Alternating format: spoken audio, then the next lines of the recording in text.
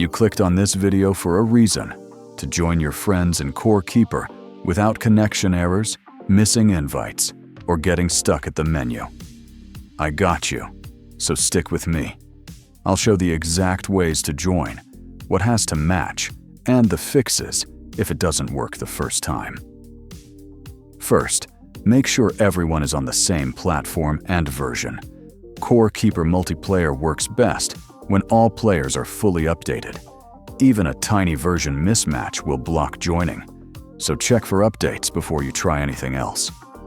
If you're on Steam, the easiest way is through Steam Friends.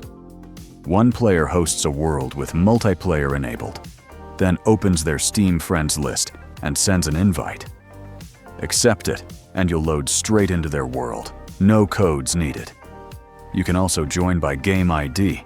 Have the host open the pause menu and copy the world ID.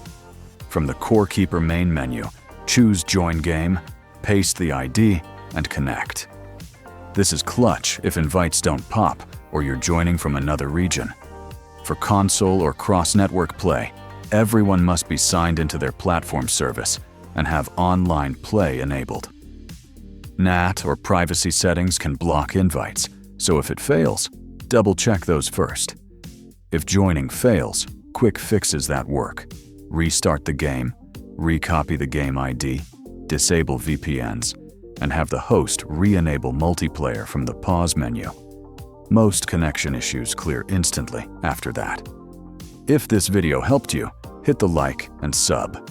If not, drop a comment with your platform and error message, and I'll tell you exactly how to fix it.